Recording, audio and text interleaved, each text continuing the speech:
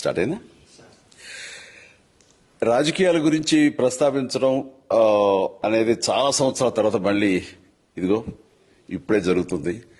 దానికి ప్రధానమైన కారణం తమ్ముడు పవన్ కళ్యాణ్, అలాగే చంద్రబాబు నాయుడు గారు తెలుగుదేశం నుంచి, బీజేపీ నాయకత్వం వీళ్ళందరూ ఒక కూటమిగా ఏర్పడ్డారు. అది చాలా సంతోషం, మంచి పరిణామం.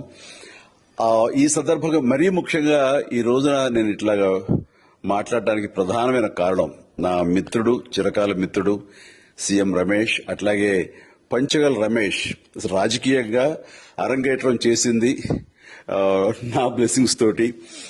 అది తను ఆ రోజు నుంచి ఈ రోజు వరకు కూడాను ఎక్కడున్నా నా దీంట్లోనే ఉంటుంటాడు.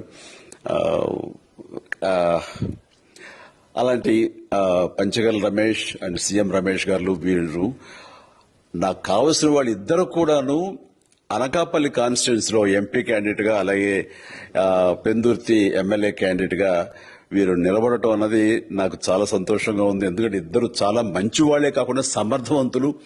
ఇలాంటి వాళ్ళు అలాంటి కాన్స్టిట్యున్సీకి, దాని అభివృద్ధికి ఎంతగానో దోహదపడతారు అనే నమ్మకం నాకు చాలా ప్రగాఢంగా ఉంది.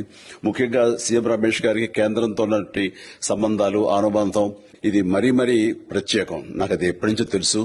వారి గురించి నేను వింటూనే ఉన్నాను, చూస్తూనే ఉన్నాను.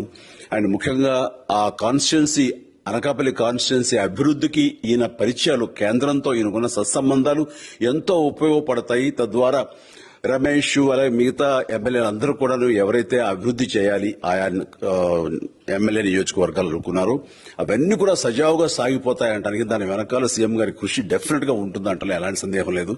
అండ్ వీరి నాయకత్వంలో మిగతా వాళ్ళ ఎమ్మెల్యేలు అందరూ కూడాను కలిసికట్టుగా అనకాపల్లి అభివృద్ధికి ఎంతగానో దోహదపడతారు అండ్ రిజల్ట్ చూపిస్తారన్న ప్రగాఢ విశ్వాసం ఉంది. కాబట్టి వీళ్ళిద్దరి గురించి ఈరోజు ప్రస్తావిస్తున్నాను.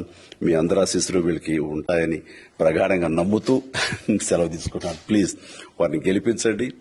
అనకాపల్లి నియోజకవర్గం యొక్క అభివృద్ధిని మనందరం చూస్తాం. అంతేకాదు, నాది చాలా పెద్ద కోరిక, ఆంధ్రప్రదేశ్ అభివృద్ధి పథంలో ముందుకు వెళ్ళాలి. దానికి గాను మీరందరూ నడుము బిగించండి. మీరందరూ కూడాను ఇలాంటి వారికి ఓటు వేసి మీరు గెలిపించి అన్ని రకాలుగాను మీ యొక్క ఆశీస్సులు వీళ్ళకు ఉన్నాయి అన్న భావాన్ని మా అందరికీ, ఆ నమ్మకాన్ని మాకు కలిగించండి. జై హింద్. ఇందులో మాకు